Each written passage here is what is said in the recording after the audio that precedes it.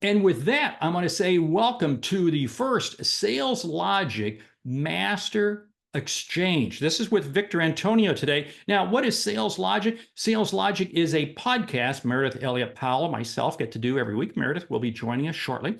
And what we do is we dive into the relevant sales issues. But hey, here's what we're doing. This is part of our exchange, our expert exchange. It's all part of the mastermind program. If you're not part of the mastermind, go out to Sales Logic Podcast, check it out right now, because we've got in there tools that are going to help you prospect better. We call that the Intel Engine. We've got tools that are going to help you get ready for your sales call. What is that? That's called the role play piece. We have got sales tools in there that are going to help you. How do I get answers? That's the Sales Logic brain. Oh, by the way, you want this mobile? We have it in app form too. It's all available if you jump out there right now to Sales Logic Podcast, because you also get access to all of these things. Because after we're done, the mastermind members get to stick around for a little bit longer because they get to hear Victor in a Q&A. So with that, let me introduce Victor Antonio. Victor, thank you for being with us. Am I actually your first guest on this exchange? You are your first guest on this platform, and we love it. We thank you. We couldn't, when we both said we're going to start this, Meredith and I said we're going to start this, we both said Victor Antonio right at the same time. We said that's absolutely great. But believe me, I appreciate that. I appreciate that. Because really, from you, it's okay. No. Victor Antonio is absolutely massive. If you don't know who Victor Antonio is, he began life as an engineer. This guy's a nerd. We may even get into talking about AI, but he has been a sales leader, actually revolutionized the company he was leading in all of Central and South America at one point in time. He has spoken to thousands of people. I don't know how many countries you have spoken in, but he is a force of nature. And he's also had his own reality TV show. So chin scratcher on that one. Yeah. Chin scratcher. They'll just have to go to the internet to find out. Hey, with that, Victor, welcome. Thank you for having me, Mark. Looking forward to the conversation. Well, the conversation is, how do we reduce buyer friction? So let's cut to the chase. What do you mean by that? Because you were the one that picked the title. Well, something's happening in the market. So it's interesting. I'm gonna rant a little bit, by the way. Over the last 5-7 years, all I've heard is companies say, let's invest more tools in sales enablement, right? Sales enablement, sales engagement tools, pick your platform phrase, right? And the study still says the same thing. It's almost like they haven't moved the needle. 1/3 of the time is spent on actual sales activity. 2/3 is still spent on administrative activity. And I'm like, wait a minute. You went from a 3 technology stack to maybe 10 technologies on your stack, and we're still not, dealing with customers. Only 30% of the time we're actually talking to customers. And I'm going, what's happening there? Part of me thinks is that we're hiding behind the technology too much. I think that's one problem. Too many DMs, if you know what I mean, too many autoresponders, so forth and so on. I'm not kicking those. I'm just saying, I'm wondering if sometimes we have to pick up the phone and actually call somebody. I think we do have too many. Yeah, I think we do. And then the other thing I'm thinking about is like, we've all heard the phrase, it's hard to push a rope, right? It's hard to push a rope. And so on the other side of the rope, we're pushing on the sales piece, right? We're trying to understand sales. We're trying to give them tools. We're trying to educate them. We're trying to train salespeople, sell better, sell more effectively. All these great books come out, like fantastic books. I'm a super fan of Spin Selling, The Challenger Sale, The Jolt Effect, Conversations that Win the Complex Sale with Tim Reister, a bunch of other high profit selling, not to self-promote you there. Even Jeb Blunt's Fanatical Prospecting, great books, right? All these are great books. So we're pumping all these books on selling, and we're beefing up the sales force, but the sales force still is only spending 1/3 of the time actually on sales activities. So we have to ask the question, what's happening? We're investing millions, tens of millions, and we're not moving the needle. I would argue that nobody's talking about the fact that we're not looking at the other side of the coin, the commerce coin. On one side, you have sales, but on the other side, you have buyers. And we're not understanding that the buyer is changing, but dramatically. And so when I started Sales Influence years ago, it was always about finding the why and how people buy. That was 2008 when I started that. I've been saying, look at the customer, they're changing. The internet was the first, I'll say, salvo that came across the bow that says, hey, they're going to start buying differently because they're more informed. Fast forward, you got buyers who now have so many tools that they're at the ready to make buying decisions. They can go further into the buying cycle without talking to a sales rep. And I'm thinking marketing probably gets it. Marketing understands that we have to condition the buyer before they actually pick up the phone to call us or send us a contact form. And when I talk about reducing buyer friction, is how do you make it easy for them to buy from you? And I'll give you an example. And this is near and dear to you and I. So, Mark, we're going to have a little debate on this, you and I, because I think this is going to be interesting. When I go to a speaker website, I'm a speaker, I'm a trainer, just like you are, right? I go to a website, I put my price on the website. Now, a lot of people say, well, don't do that, Victor. You want the clients to call, whatever reasons you want to give me. I am saying, by the way, 98% of speakers disagree with me and say you shouldn't do that. And I'm going, no, I don't think so. Because I truly believe that buyers get tired of going to a website and having to fill out a contact form just to talk to the speaker just to get pricing. And after seeing that a couple of times, they're going to fill out 4 or 5 forms. They're just not going to do it.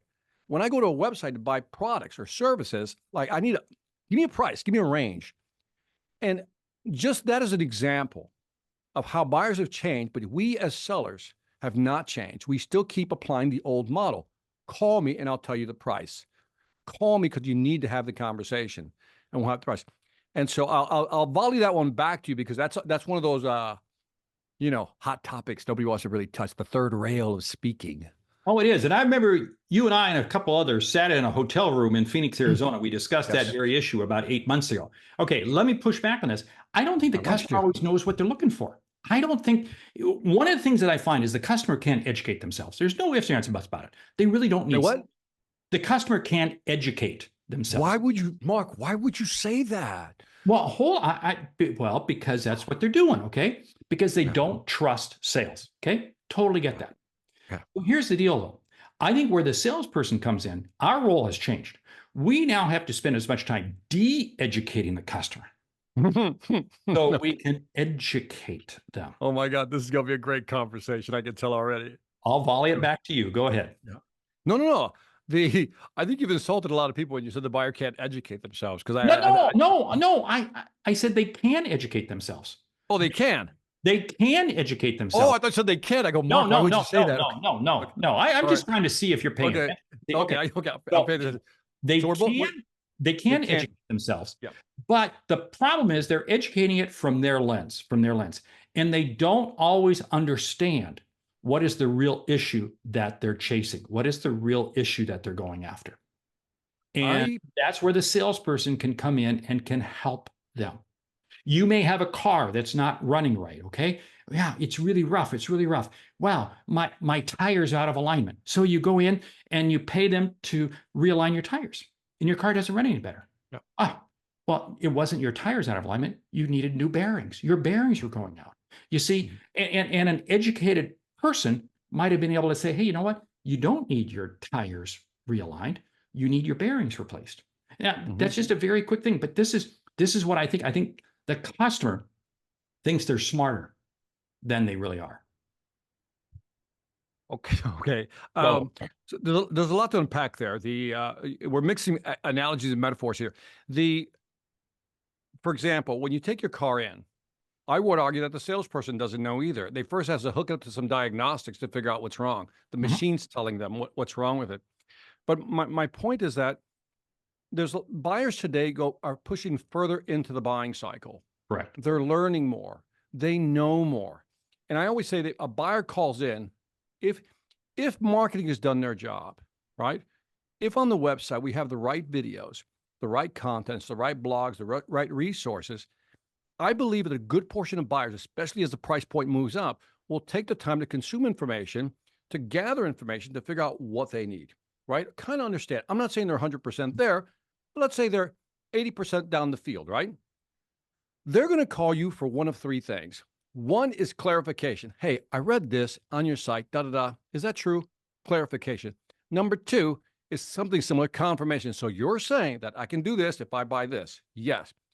The big one, I think we both agree on this one, is they call you, and this is the one that's undervalued a lot, to give them confidence that they are making the right decision. See, I think that's where the salesperson really plays a good role, because a lot of customers, as we know, based on the data, we've read the Jolt effect and other studies, customers lack the confidence to make a buying decision. They're looking for you, the salesperson, to what? Give them that confidence, imbue them with that confidence to make the buying decision. My point about the buyer journey is that For some reason, we want people to call us. Like, how many times do you go to a SaaS website? Like, you want to look at a piece of software and you got to what? Schedule a demo. Yep. Schedule a demo. Schedule a demo. And that's a whole other problem, but we'll save that for later. But it aligns almost similar, because here's a perfect example of a company that doesn't understand that buyers don't want to schedule a demo until they see some version of a demo. Now, if marketing had done their job, they could create a quick cut demo, put it on the website, and then after watching the demo, now would you like to see a live demo? And you don't see that. My point is that customers want to educate themselves. The data's out there. Customers want to educate themselves. They want to talk to salespeople less and less. Now let's ask ourselves, why is that? Why is it that they want to talk to salespeople less and less? You know, what is it? 76%, 77% don't want to deal with a salesperson, at least until their point. And by the way, this is a very general statement, because if it's a transactional sale, they don't want to talk to you at all. But as we move on the spectrum of complexity to a high complex sale, obviously they're going to talk to a salesperson that much sooner. So that was a broad statement, but that's the qualification. My point is that, are we really paying attention to how buyers buy and the information content they need to actually consume and then pick up the phone and call? I'm going to agree with you partially. And I'm going to agree with you partially. Fair enough. I think we do need to make it simpler for the customer to buy. One of the problems we have is we make our websites, we want to sell everything. We want to sell the kitchen sink. We want to sell everything. It's that demo. We're going to show you everything. And all that does is confuse the customer. Yes. We have to make things absolutely simple. That's how we reduce friction. Because ultimately what I want to do, I'm going to get to maximum value when there's a level of trust. Right. Because remember, in the absence of trust, price is everything, right? And if can't argue with that.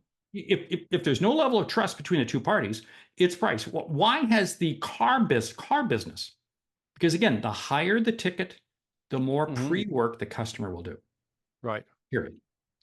And as a result, they don't want to walk in because they've been turned off by automotive salespeople. So maybe we as the sales industry have done a pretty lousy job. I think when you look at the car industry, I think it has its reputation, right? I'll just leave it at that. So I don't have car people getting mad at me, car salesmen getting mad at me. And that is that, you know, the high pressure sales training has always been out there, but, you know, for the last 30, 40, 50 years. And by the way, it still lingers out there, which blows my mind. It's going away. It's going away. They're doing a much better job, but it still lingers. It's dying slowly. The fact that they don't understand that the consumer is now more concerned. In other words, I can look at what cars are available in a given geographic area. I can go online, look at all this information. I'm more informed when I walk in. The reason even the car business is somewhat commoditized. I mean, the only reason I think people go to dealerships now is to really just to drive the car. They've already narrowed down their choices. They've done the research. They've pretty much figured out what they want. They narrowed it down to 2 or 3, maybe 2.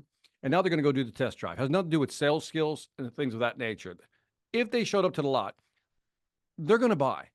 You know what I mean? I don't know why the closing rates are sometimes low in some dealerships when it should be high, because nobody just says, let me just go to a car dealership. Somebody's done the research. Again, my point is that if we don't understand how buyers buy in today's market, which is what is happening, we don't understand how the buyers are buying and adjust our strategies to that. And again, the whole SaaS, let's schedule a demo is a perfect example of that. If you wanted to buy windows, you go to the website of any kind of window company, guarantee you're going to get the call us. Now, I get the whole thing that sometimes you can't give somebody a fixed price. But what people want in this case would be like ranges of prices so they can understand what the total cost is going to be. And the friction piece kicks in when, first of all, we get people who call us who, I guess, couldn't find the information. So now they want us to educate them. This is where we believe that we can help them, right? Sometimes buyers want to be educated. I get that. My point is that unless we really understand the buying journey, how to shape that buying journey, this is why I think marketing, this is going to be blasphemous. I used to think marketing was a joke years ago, like a decade ago, or if not more. Today, I think marketing is actually more important than sales because of the shaping they do when it comes to the actual buyer that gets to your website. Can I say I do not disagree with you? I firmly believe. And 10 or 15 years ago, I thought it was just a necessary evil and at times an unnecessary evil. I'm going to pick up on an example. I don't know if you know Marcus Sheridan. Do you know Marcus Sheridan? Yes. They ask, you answer.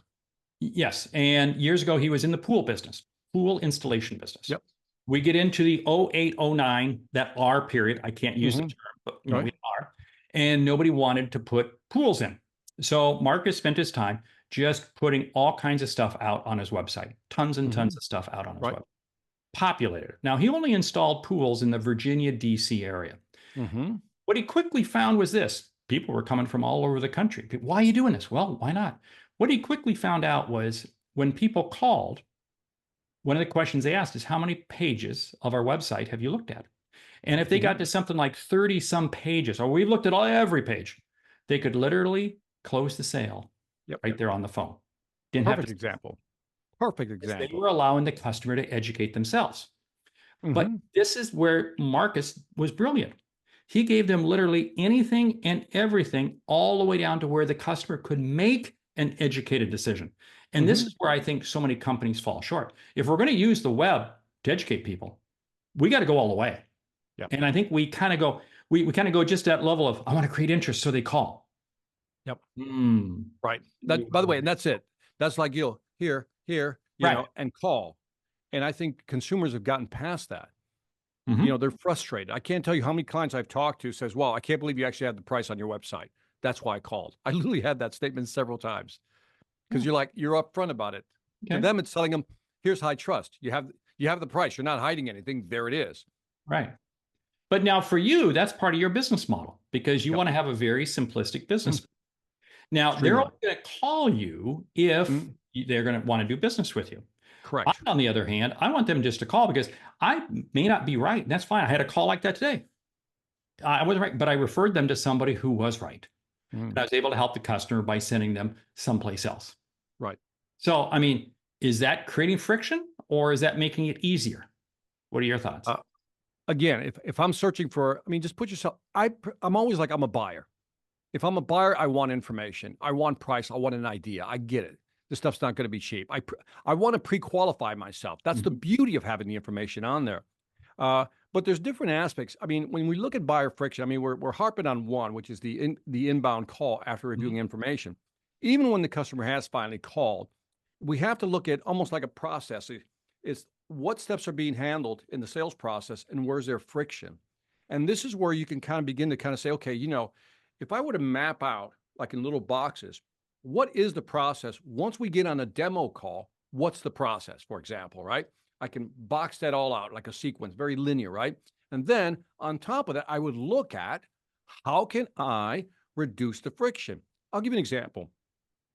I did this AI thing for Window World, and there's a company called Landing Lens by Andrew and Ing. And Mark, it's the coolest thing. It's AI that you can teach this quickly. You take a picture of all kinds of damaged windows, seals broken, whatever. You just take a whole bunch of pictures, right? You literally hit the button and upload it onto this website, Landing Lens, right? Right. If you want to look, I think it's landing.ai. You upload the pictures, right? You got to go through each one and put a red box around the damaged part of the window, right? Step 2, red box.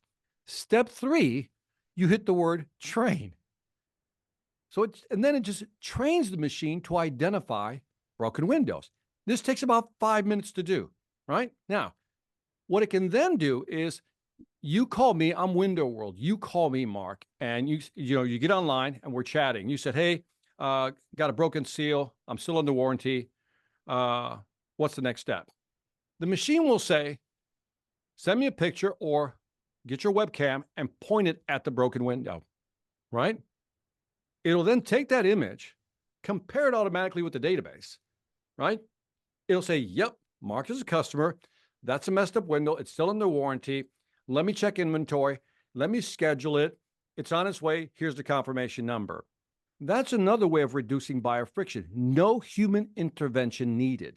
So that's another aspect of post. Let's say you've sold something and now you want to support them. Well, guess what? There's a way to reduce that friction because, again, that type of customer service is going to increase retention and reduce your costs. Now, I want to unpack this, but I just want to come back and say, hey, Yep. you're listening to the Sales Logic podcast, and this is the Sales Expert Series. It's a new event today. We have Victor Antonio with us.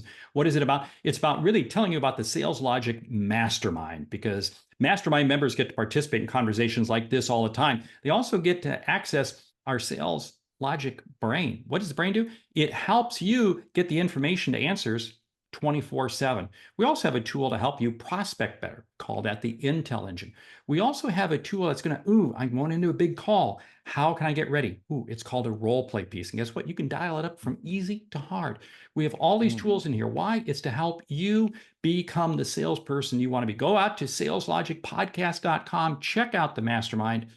But anyway, Victor, I want to unpack this some more. AI. Because here's the deal. Does AI put the power in the customer's hands? I think it does. I think it does. But do we, the salesperson, find ourselves quickly becoming irrelevant, just like this example you used out of Window World? I truly believe we will become more irrelevant. And hold it, back up on that. Say that again. We will become irrelevant. We will, as they say in engineering terms, we will asymptotically go to zero. Never getting to zero, but declining over time. I don't think people, Mark, I don't think, and by the way, I've gotten so much pushback from salespeople. They get really upset when I talk about this because they're like, no, it's all hype, this and that. I've seen the Gartner hype cycle. This AI stuff is not going to work. Oh, yeah. If you believe that this isn't a real disruption, I think this is beyond the internet in terms of real disruption. And that's a big statement, that this is bigger than the internet. And I think people don't get it. I got no arguments with that. I got no arguments. This is the internet 10x. Yeah. It's going to change everything. And so what's happening is that, I'm writing a series. I don't know if you saw my series on LinkedIn. It's a series on AI agents and what AI agents are going to do. And an AI agent is simply just like the bot that can actually read the picture, analyze the picture, determine that's an agent, right? And so what we're going to do is see this proliferation of agents. They're just going to expand out. What I get from a lot of people now say, Victor, I can tell when I hear one of these voice conversation AI pieces call me, I can tell it's a bot. And I'm like, well, yeah. I mean, if you think about the internet, when the internet first came out, we remember back then, the first Netscape browser, didn't look that great, right? But it's interesting. What's interesting about that is the Netscape browser came out, but the internet had been around for like 15 years. And so when Netscape put a browser on it, it became usable direct to the consumer. AI has been around for quite a bit. ChatGPT came out kind of like a browser direct to consumer. The next level of AI is to create these agents simply to handle a lot of these tasks. The question then becomes, where does a salesperson fit in all this? And I got to be honest, I don't know. But I know that consumers, because it's human tendency to want to do this on your own. And if I can program agents to do things on their own without me having to interfere, I'm do it. And here's the big part. The ability to go from text to programming. This is the part I think people don't get. Like within a year, if that, because you can kind of already do it. I can say, I want a program that'll do this, this, this, and this, this, and this. Program it in Python, spit it out, give me the code, and it'll develop the program for you. I mean, that's where we're going, right? I'm not saying these software companies are going to go away. I'm not saying that. What I'm saying is that there's going to be a lot of things we're going to want to do ourselves. And this text to programming feature of AI, which nobody's really talking about, is the true game changer. See, I'm going to push back a little bit. First of all, I truly believe there are some coding jobs, which was the hot ticket. Guess what? That's not going to be the relevance. There's a lot of courses that we've all been taught are going to become irrelevant. But I believe the salesperson is still going to be critical because of the trust factor. We talked about this earlier. But more importantly is this. If you think about it, there's a lot of things that are going to be augmented because of AI. It means I, as a person, am undoubtedly going to have probably a bigger territory, dealing with bigger accounts, bigger opportunities, having more senior level, strategic level types of conversations. If I'm a transactional salesperson, I'm toast. I'm gone. But I don't think, I don't feel myself threatened because I have conversations at that C level. As long as you're there. But I got to be using AI to inform myself as to how to have those conversations. In order to have this discussion, you almost have to take yourself out of what you know and imagine what will be. That's the tricky part here, right? So, because I'm not talking about augmentation, I'm talking about the fifth level, I call it, which is autonomy. In other words, full agency for these bots. And again, it's almost like when I'm looking at it from this perspective, you're absolutely right. I can see where the salesperson still is needed, but but the power of these agents and how it's growing, how the exponential curve, the learning curves, how fast it's going, the growth of what they call the context window, which means I can now input more information, it can store it in memory, and it can give me responses that no human expert can give me. So, for example, let's say I'm selling, again, I guess, I don't know, network devices, and I want to configure a network. Like I said, it's a fiber optic network, 30 nodes. Configure it for me so I can do A, B, C, D, E. I can just go down the context window. It will do that for you. It can do that. Few salespeople / experts will be able to do that fast, that quickly, with that much insight, and take all the variables, keep all the variables in mind. In other words, when you're building out a complex network, I would trust the AI to do it for me, to design one. And then there's going to be a human in the loop. That's the phrase you'll often hear. There's going to be a human in the loop that'll go, yep, that looks right. Right? Now, let's find the companies that can actually give us all these different, pieces and then buy from them. So they're going to come to you with almost knowing what they want already. Now, again, I'm not saying all salespeople are gone, but I'm telling you, if this is simple and this is complex, that Pac-Man is moving fast down that spectrum. Well, I mean, we're starting to see it already with the decline in the number of BDRs, SDRs out there. Yeah. That it's going to get, by the way, it's a bloodbath already there. It's going to get worse.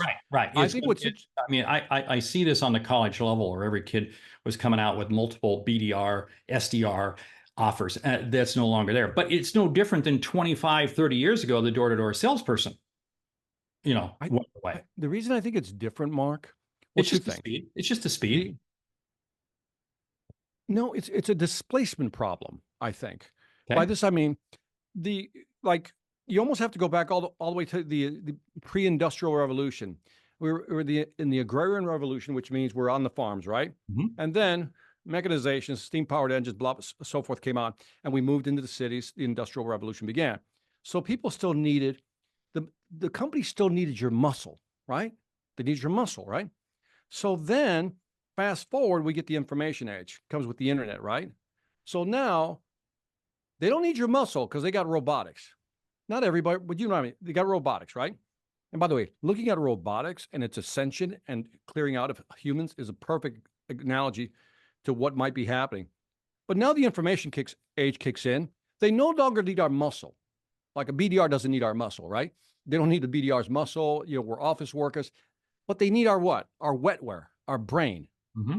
So, okay, don't need our muscle, you need our brain. Well, now we have this revolution, the AI revolution. They don't need your muscle and they don't need your brain. And so you have to ask yourself, where's this going? And and so in other words, where are you going to go? Like if you didn't work in the factory, you get a white collar job, go to college, get educated, get a white collar job. Well, today, where are you going to go? Like, where's the jobs that are being created? Give you an example. Was it Jensen Huang, which is the CEO of NVIDIA, right? He literally said, this is about a week or two ago, that his software engineers, he said, I got 100 software engineers, for example, and they all use AI to double their productivity. So let's just slow that down. To double their productivity. You're like, okay, great. But what does the inverse of that mean? That they're not going to hire 100 people. Right. Because they got the AI to do it. So sometimes we're not even going to see the job losses because there was no job postings in the first place because the AI already replaced them. And so all this is to say is that if you're a software person today, I'm sure there's going to be some software jobs out there still. But in the future, if the AI can program and code faster than any human, where do you go? This is the question I'm struggling with. If anybody on the chat wants to jump in on this one, where does it go? My last point here is that usually through these different revolutions, farm, industrial, information, there was a displacement. You could move over and find some other niche. But now where do you go? I think it's just the speed of the displacement. I mean, go back 35, 40 years ago, it was said that the average human being in 1970 consumed as much news in a day that somebody in 1750 consumed in their lifetime. In other I words, agree. and information was doubling every 6 years. Yep. That has shrunk down every year. We had Sure. Moore's theory, right?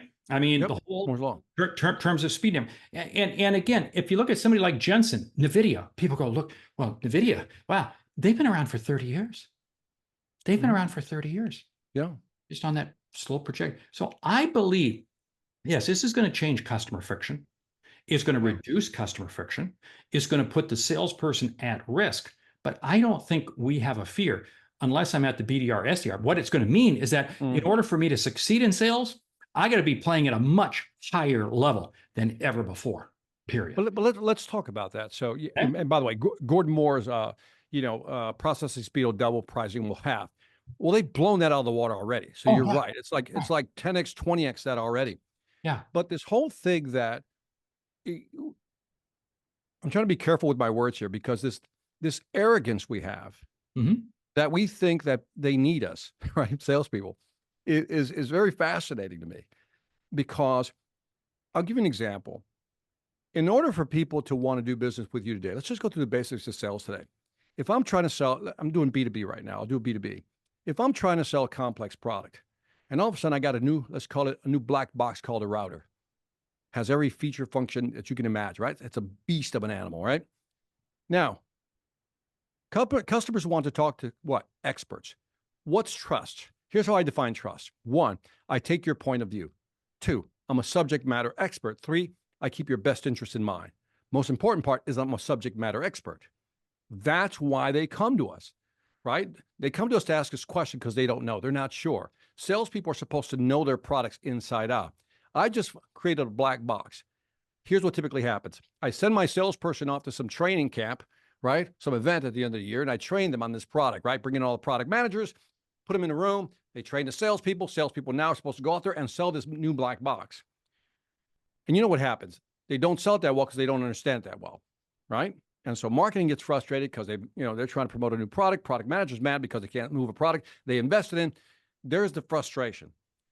Along comes AI. All I have to do is download the spec in the manual, and the machine knows it. And it takes, I'll just say, I don't know, 15, 20 minutes, and I've trained the machine. Now, take it one step further. I have inbound calls about that machine. I just clone the agents, and all of them can answer the call. My salesperson is still struggling to figure out where this fits. So I'm saying is that even on the complex sale, we have to be careful because maybe the role of the salesperson will have to change. And I don't know if, I don't want to say consultant is the right word or the trusted advisor. Maybe trusted advisor is closer than consultative selling, but maybe that's the bridge between the company and the buyer. And this salesperson has a different role that we haven't figured out. I'm just brainstorming here with you because I don't know the answer, but I'm saying that I'll say the specifications of a salesperson might be changing. I love what you're saying because I believe marketing owns the black box. Marketing is the one that needs, we spend too much time teaching salespeople about the black box. Screw it. Let AI, let marketing handle it. We need to be teaching as to how do you and I handle the human interaction. How do I interact? How do we strategically help the customer understand their customer? How do we go downstream? How do we help the customer identify opportunities before they see them? You see, my whole thing, when we reduce friction, I reduce friction when I become more valuable to the customer, when I'm able to bring to them insights that they haven't even thought of. Now, AI can help you with that. Spot on. I love what you said about that because there's something AI can't do and it won't be able to do for a while. And that is really, no pun intended, but think outside the box. Yeah, right. To kind of sit there and go, Now, they'll be able to generate ideas based on the information you fed it, right? And iterations thereof. But maybe that's it, Mark. And I guess I'm trying to find where this is going. That maybe that's where the salesperson becomes more valuable. The expertise is saying, you know what? I see what you want to do here, but have you thought about this? And they go, no, I didn't think about that. And that's why I don't know what that role is. I don't want to call it consultative because I don't think that's it. Trusted advisor, maybe a blend of that, but there's a new word that we need to come up with for what that role is going to be, where the actual salesperson is using the AI to maybe even, I don't know, brainstorm things that they take into the customer and present. I don't know. we're going to be augmenting insights because I think any phrases we've used in the past are old. Because again, Mm. reducing buyer friction. How do we do that? We have to get out of using old school. We have because the customer is thinking differently, right? I mean, that's what you said right up front. Right. Hey, we Yep. only got a few minutes left in this, and Yep. and I want you to give our audience some real keen insights in terms of how we reduce the friction of Mhm. what it is that we're talking about. How do we reduce buyer friction? So Go. when I work with companies and we're looking at process, we look at pre-sales, the sales process, and then post-sale, which is support, right? And I kind of alluded to this earlier. Imagine for a moment that I were to kind of draw this whole process out, every step in the during the sales process, closing the deal, and then post support process, and then begin to ask myself, if I'm looking at this as, by the way, I'm an engineer, so I think in linear boxes here, and I got to flow chart everything. And one way to reduce that is like, how do I take the friction out of that process? For example, when they go up on the website, we've had that discussion already. When they call in, what can we do instead of transferring them 5 times? What can we do to maybe grab the right information? So I would say there's things you can do like this. What processes, steps can you combine? Combine. Number two, what steps can you automate or AI, right? Or sometimes there's something in the process that's worked, but maybe you can find something better or faster, substitute. Or the last one is, as you're looking at the process, you say, you know what? Let's eliminate that. So I use this acronym called CASE, CASE. What steps can I combine, right? What can I automate or AI? What can I substitute to make it faster or more efficient? And the last one is E, what steps can I eliminate? And a lot of this type, for example, if I use the right technology, there's a lot of things I can eliminate. So one kind of plays into the other. So that's the acronym I like to use, and I like to look at it from that perspective. Wow, I love what you're saying there. Hey, if you're a Sales Logic Mastermind member, in a few minutes you're going to jump over to the Q&A where we're going to be able to go one-on-one with Victor here. But I want to encourage people, if you haven't checked out Sales Logic Mastermind, get to it. Go to saleslogicpodcast.com. This is the tool that's going to help you really reduce the buyer friction because we give you all the tools, and whether it be on your app, because again, we have an app for your mobile device or on your laptop, but it's the tools, and I don't want to say tools, it's the solutions you need because that's how we're going to reduce buyer friction. By Okay. the way, Mark, if I can add just to kind of Yeah, compliment you, jump in. is that training your people well is also reducing the friction. Yes. Because again, they're answering questions there and they're helping them make decisions that much quicker. So again, I want to add that that in itself is a way of reducing friction as well. Yeah, because salespeople are not educated enough as to how to interact. And again, that's one of the tools that Sales Logic Mastermind has between the role play, between the brain, between the Intel engine, all those tools out there. Hey, we got just 2 minutes left. Recap that case, CASE. Do that one more time for us. One is again, lay your process out. Again, that's how I work. Lay the process almost like a workflow. Lay your workflow out, and then say what steps can I combine. Another simple example would be, I used to have people always send me contracts. You have this, Mark, right? And and they would send me a PDF, which I can't write on or type into, and I got to sign it. So I'd have to print it, sign it, take a picture of it, right, and then send it back. There's like 4 steps in that process. Why don't you just go to DocuSign and send me an electronic document? That would be one way of automating, right? So the first one is C, what steps can I combine, right? 2, what can I automate or AI out, right? Use automation. What can I substitute? Sometimes something's working, but you know what? I think I got something better that can do it faster. And the last one is E, what steps can I eliminate to make this whole process easier for the customer to make a buying decision? One more example, like on your contact form on your website, instead of just asking for the basic stuff, why don't you ask key questions, right? That would pre-qualify them and make them a must enter, required. And again, that's another way of kind of, first of all, qualifying, but combining 2 steps instead of like getting the contact and then responding with questions, just get it in one. Just simple things like that you can do throughout the process. Really self-validating, allowing the Yep. customer to self-validate whether or not it's Yes. good for you. I love this. Yep. We've been talking today with Victor Antonio. Victor, you've got a YouTube channel that crushes it. You've got a podcast. Tell people where they can find you and get more. Victor.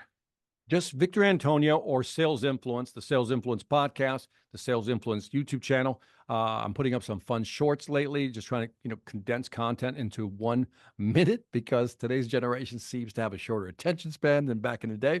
And some great new content with some nice research-backed information. And it's really because your attention span is only about a minute long too, but that's okay. That is correct too. That's full And disclosure. Thank I'm you. going to do a shout out to Victor Antonio because he is one of the few people who has cross-generational content. And that's what makes what he shares so valuable. Victor, thank you so much. I'm going to see you in about 60 seconds over on the Mastermind membership Q&A. Hey, you want to join? Go out to saleslogicpodcast.com. You'll see it right there. And you too can be part of this very special group. Great selling. Thank you. Thank you, Mark.